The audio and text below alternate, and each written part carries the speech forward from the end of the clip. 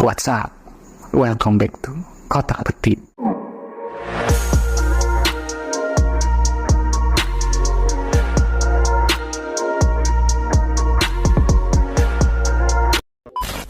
Mulutmu harimaumu. Itulah istilah yang terkandung dalam kisah kali ini, yang mana ada seorang wanita yang bekerja sampingan sebagai penjual pengenceritan. Tak terima dibilang loyo, dan pada akhirnya pelaku mengakhiri hidup teman kencan bayarannya itu. Dan buat kalian yang sudah klik video ini, thanks bre. Dan jangan lupa juga klik like dan bagikan video ini ke orang terdekat kalian, agar mereka juga tahu jika kisah seperti ini ada.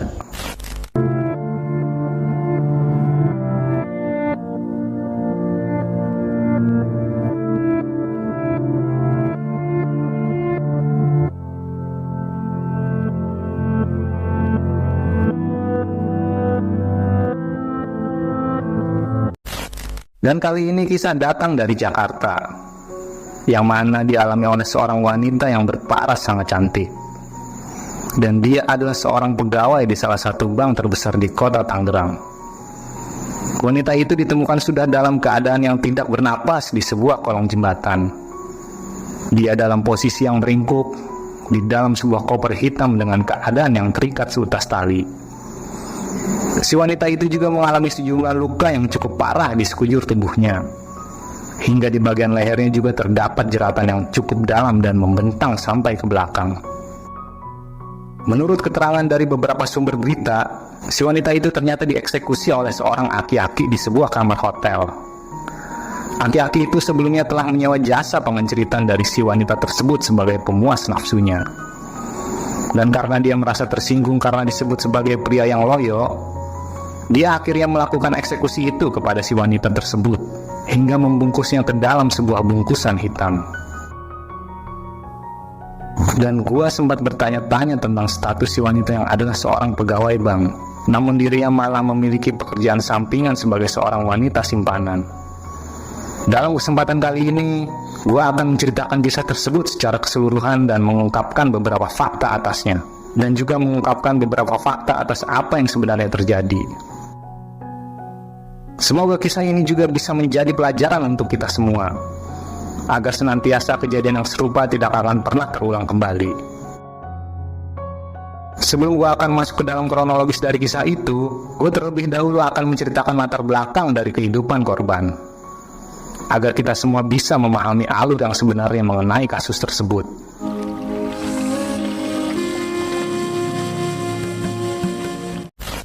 Wanita muda tersebut bernama Farah Nikmah Ridallah, yang berusia sekitar 22 tahun. Dia bertempat tinggal di Kelurahan Sudimara di Kecamatan Ciledug, Kota Tangerang Selatan. Diketahui bahwa Farah bekerja di sebuah bank konvensional sebagai resepsionis. Dia sudah bekerja sekitar 3 tahun lamanya di sana. Selain bekerja, dia juga berkuliah di salah satu universitas terbuka di Tangerang. Dia memilih jurusan manajemen ekonomi dan mengambil kelas di malam hari. Menurut keterangan dari salah satu temannya, Farah dikenal sebagai seorang pekerja keras yang tidak pernah mengeluh. Dia bahkan banyak menghabiskan hidupnya dari pagi sampai malam untuk bekerja dan menuntut ilmu. Farah juga memiliki jiwa sosial yang tinggi, meskipun dia mempunyai karakter yang pendiam. Namun dirinya selalu peduli terhadap teman maupun keluarganya sendiri. Bahkan dalam wawancara yang dilakukan kepada pamannya, Farah memiliki rencana untuk menyekolahkan adiknya ke sebuah pesantren. Dan dia juga memiliki keinginan untuk memberangkatkan kedua orang tuanya ke kota Tanah Suci di Mekah. Hingga atas kedatangan kabar buruk yang menimpa keponakannya itu, mamanya benar-benar tidak percaya dengan perkataan dari pelaku mengenai kronologis yang terjadi. Terlebih, pelaku mengatakan bahwa Farah adalah seorang wanita simpanan, dan dia juga menyewa jasa pengenceritannya untuk bisa menikmati tubuhnya. Keterangan-keterangan itu langsung dibantah oleh pihak keluarga. Mereka mengatakan bahwa Farah tidak mungkin melakukan pekerjaan yang menjijikan tersebut, sebab dia sudah dibekali ilmu agama sejak kecil dan tertanam hingga dirinya beranjak dewasa. Akan tetapi penjelasan dari pihak keluarga ternyata hanya bersifat sebagai pembelaan, karena beberapa fakta terkait pesan singkat antara Farah dan pelaku menjadi bukti yang sangat kuat. Kejadian itu bermula dari keterangan petugas keamanan di daerah pusat kota Jakarta Utara. Dia memang bertugas mengamankan wilayah di sekitar jalan pantai Indah Kapuk. Saat itu petugas keamanan sedang mengontrol kondisi di sekitar jembatan. Dan dia kemudian melihat sebuah box atau koper yang terbungkus dengan plastik hitam. Awalnya dia mengira bahwa bungkusan itu hanya berisikan sebuah sampah, dan ada orang iseng yang membuangnya di kolong jembatan. Namun setelah petugas keamanan tersebut sudah beranjak sekitar 5 meter, tiba-tiba dia mencium sebuah aroma bau amis dan langsung menusuk ke dalam indera penciumannya. Petugas keamanan kemudian memiliki firasat yang janggal terhadap bungkusan itu, hingga akhirnya dia memberanikan diri untuk memeriksa dan membuka plastik di sana. Dan setelah dia berhasil membukanya, petugas keamanan itu langsung terkejut, dan dia seketika langsung terdiam beberapa saat. Pasalnya ternyata di dalam bungkusan itu terdapat tubuh seorang wanita. Tubuh itu dalam keadaan meringkuk dari kaki hingga tangannya berada dalam keadaan yang terikat. Petugas keamanan kemudian langsung memutuskan untuk melaporkan kejadian itu kepada atasannya. Dan akhirnya mereka juga melaporkannya ke pihak berwajib yang bertugas di kota Jakarta Utara. Beberapa menit kemudian, para petugas bersama dengan pihak medis akhirnya datang ke kolong jembatan tersebut. Mereka kemudian mengamankan lokasi kejadian dan memeriksa secara keseluruhan isi bungkusan hitam itu. Dari beberapa keterangan, tubuh dari si wanita tersebut ternyata memiliki banyak ciri khusus di badannya. Ada beberapa perhiasan yang dia pakai dan sebuah tato yang bertuliskan nama di kakinya. Pihak kepolisian kemudian memutuskan untuk membawa tubuh itu ke rumah sakit yang berada di Kramat Jati. Hal itu dilakukannya untuk penyelidikan yang lebih mendalam. Petugas medis yang berjumlah belasan orang kemudian ditugaskan untuk menanganinya. Sekitar beberapa jam berikutnya, mereka akhirnya berhasil mengungkap identitas lengkap dan penyebab atas kematiannya. Tubuh di dalam bungkusan plastik hitam itu berjenis kelamin seorang wanita, dan dia bernama Farah Nikmah yang berusia sekitar 23 tahun. Jenazah tersebut ternyata bertempat tinggal di Tangerang Selatan. Hingga setelah proses pembedahan itu selesai dilakukan, pihak kepolisian kemudian memberikan kabar dan membawanya untuk segera dimakamkan. Pihak kepolisian selanjutnya bergerak dengan sangat cepat. Mereka menelusuri jejak korban di beberapa jam sebelum dirinya ditemukan tidak bernapas. Hingga akhirnya satu orang terduga pelaku bisa teridentifikasi, yaitu melalui pesan singkat di ponsel milik teman dekat korban. Saat itu korban memberitahukan bahwa dia sedang berada di sebuah apartemen, dan dirinya mengatakan sedang bersama dengan seorang aki-aki yang menjadi pelanggannya. Dari hasil penelusuran itu, pihak kepolisian kemudian bergerak untuk melakukan pencarian dan penangkapan terhadap terduga pelaku. Dia ternyata tinggal di sebuah apartemen di lantai 27 dan di kamar bernomor 5. Saat terjadi proses penangkapan di sana, pelaku yang diketahui bernama Kelvin itu sempat tidak mengakui perbuatannya. Dia beralasan bahwa dia tidak tahu sama sekali mengenai korban. Namun pihak kepolisian tanpa berpikir panjang langsung meringkusnya. Dia kemudian dibawa ke kantor kepolisian di wilayah Jakarta Utara. Hingga setelah berada di sebuah ruangan khusus interogasi, pria yang berusia hampir 50 tahun tersebut akhirnya mengakui semua tindakannya itu. Pria itu kemudian bercerita bahwa dia sebenarnya baru 2 kali bertemu dengan korban. Dan pada pertemuan kedua mereka memiliki kesepakatan terselubung satu sama lain. Kemudian Kelvin yang adalah seorang pengusaha burung walet, dia menjelaskan bahwa dia pertama kali dikenalkan dengan Farah oleh temannya. Dia kemudian diberikan nomor ponsel dari wanita itu, dan mereka akhirnya memulai berkomunikasi di sana. Menurut keterangan dari Kelvin, dia juga sebenarnya sudah diberitahukan bahwa Farah adalah wanita yang bisa diajak kencrit di atas kasur.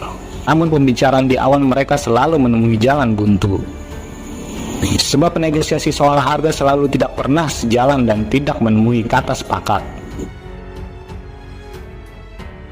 Kelvin mengatakan bahwa Farah selalu mematok tinggi harganya. Dia bahkan menginginkan beberapa fasilitas agar bisa mengencaninya dalam satu malam. Hal itu membuat Kelvin awalnya merasa ragu karena dia berpikir bahwa harga yang diberikan Farah terlampau jauh dari beberapa wanita lain yang pernah dikenceriknya. Namun karena rasa penasaran yang begitu tinggi, aki-aki itu akhirnya ingin mencoba sensasi baru yang dijanjikan oleh Farah. Sebab harga yang tinggi pasti memiliki kualitas yang seharusnya tinggi juga. Hingga pada tanggal 8 Juli di tahun 2016 mereka akhirnya sepakat untuk bertemu. Dan Farah pun akan mendatangi Kelvin di apartemen yang menjadi tempat tinggalnya. Sekitar jam 7 malam, akhirnya Farah sudah berada di lobi apartemen. Dia kemudian dijemput oleh Kelvin dan mereka akhirnya naik ke lantai 27 di apartemen tersebut. Setelah sudah berada di dalam kamar, Kelvin dan Farah kemudian saling berbincang satu sama lain. Mereka sedang menemukan chemistry yang kuat untuk melakukan pengenceritan di atas kasur. Setelah itu, Kelvin selanjutnya langsung mengajak Farah dengan sedikit kasar. Dia sudah tidak tahan dan ingin segera menikmati semua pengenceritan dari Farah. Hingga sekitar 10 menit adegan pengenceritan itu terjadi, Kelvin yang memiliki usia yang sudah tua itu akhirnya harus kalah. Dia ternyata sudah tidak kuat untuk berlama-lama dalam melakukan pengenceritan tersebut. Menurut keterangan Kelvin, setelah mereka melakukan itu semua, dia kemudian membiarkan Farah tertidur di sampingnya hingga pagi hari. Sebelum tidur, dia sudah melakukan pembayaran senilai 4 juta rupiah. Harga yang sebenarnya cukup mahal, karena hanya dilakukan selama 10 menit. Hingga keesokan harinya setelah mereka sudah sama-sama terbangun, Kelvin kemudian mengajak Farah untuk turun ke bawah untuk mencari sarapan. Mereka kemudian makan di salah satu restoran di apartemen tersebut. Dan kemudian naik lagi ke atas menuju kamar Kelvin yang berada di lantai 27. Di sana Kelvin kemudian kembali mengajak Farah untuk melakukan pengenceritan. Dia berkata bahwa amunisinya sudah terisi dan sudah siap melakukan pengenceritan lagi. Namun wanita itu menjawab dengan nada yang ketus. Dirinya berkata bahwa dia sudah dicari oleh orang tuanya dan akan segera pulang. Farah juga memberikan sindiran yang sangat keras terhadap Kelvin. Dia berkata bahwa Kelvin adalah pria yang sangat loyo dan percuma dia disewanya jika kemampuannya sangat payah. Mendengar perkataan yang menyakitkan dari wanita tersebut lantas membuat Kelvin sangat emosi. Dia merasa bahwa harga dirinya sudah diinjak-injak, dan itu benar-benar membuatnya tidak bisa menahannya. Kelvin yang awalnya berpikir bahwa harga 4 juta yang diberikannya itu pasti akan membawanya pada sensasi yang baru dan memuaskan. Namun mulut kotor si wanita tersebut membuatnya memiliki rencana yang tidak terkendali dalam benaknya. Beberapa menit berikutnya Kelvin kemudian melakukan eksekusi itu. Dia melempar kepalanya ke sebuah dinding tembok di apartemen dan selanjutnya melakukan segala cara untuk mewafatkannya. Hingga sekitar 15 menit melakukan tindakan itu, Farah Nikmah Ridala akhirnya harus menyerah dan harus mengembuskan napas terakhirnya di hadapan aki-aki tua tersebut. Setelah melakukan tindakan itu, Kelvin kemudian mencari cara untuk menghilangkan jejaknya, hingga akhirnya dia mempunyai rencana untuk membuang jasadnya ke sebuah tempat yang cukup sepi. Kelvin kemudian membungkus tubuh dari Farah, lalu dia memasukkannya ke sebuah box atau koper hitam. Singkat cerita, Kelvin kemudian membawa bungkusan hitam itu dari kamarnya menuju ke parkiran dengan menggunakan sebuah troli. Setelah itu dia kemudian memasukkannya ke dalam bagasi mobil, hingga akhirnya memutuskan untuk membuangnya ke sebuah kolong jembatan di kawasan Pantai Indah Kapuk. Namun belum sampai 1 hari dalam melakukan aksinya itu, perbuatan dari Kelvin akhirnya berhasil terungkap dan dia ditangkap di kamar apartemennya sendiri. Kelvin akhirnya harus mempertanggungjawabkan perbuatannya di pengadilan, dan dia diadili atas sebuah perbuatan yang dilakukannya terhadap korban. Kelvin kemudian divonis bersalah dan harus menerima hukuman selama 15 tahun kurungan penjara. Hal itu membuatnya menikmati masa tuanya di dalam dinginnya jeruji besi. Pelajaran apa yang kita dapat dari kasus ini? Coret-coret komentar di bawah.